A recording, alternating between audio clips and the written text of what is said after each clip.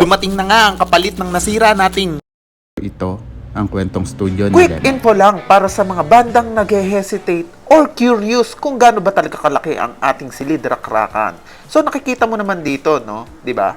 Hindi na kailangan sabihin, nakikita mo na yan. Dito sa clip na ito ay 10 tao silang nagre-rehearse dito sa ating silid rakrakan. So, bilangin mo na lang. Ang kagandahan dito ay meron siyang enough space at hindi natin nililimit yung mga tao sa loob as long as kasya naman. Para hindi male-left alone yung mga kasama natin kahit hindi tutugtog. At kung di mo napansin sa unang clip ay nag-setup na rin sila ng personal keyboard nila.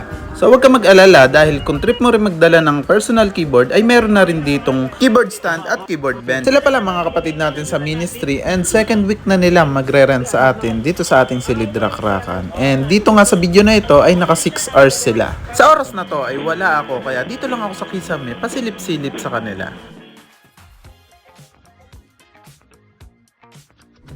Naputulan nga pala tayo ng strap lock button.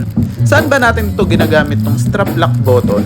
Ito ang pinagsasabitan ng strap ng gitara mo para maisabit mo naman ang gitara mo sa iyong balikat. So bumili na rin tayo dito ng bagong strap. Ikabit na natin, let's go! So tinanggal ko na nga rin dito yung mga luma nating strap button kasi lumang-luma na at baka maputol din. Ito naman yung part na naputulan kaya kakabitan natin ng bago. Alright! 18 karat gold ang kinabit nating strap button para mukhang mamahalin. Papalitan sana natin tong isang strap button nung isang gitara kaso mukhang mas matibay pa siya dun sa ikakabit ko. At para hindi magtampo ay kinabitan ko na lang din siya ng bagong strap. Abay napakatibay na nan pag naputol pa yan ewan ko na. Aba, utoy, ay tingne. Ay napakaganda ng mga uniforme ng ating kaskasan dito. Ikaw na lang iniintay, may brada. Hanggang sa muli. Bye-bye. Whoop, whoop.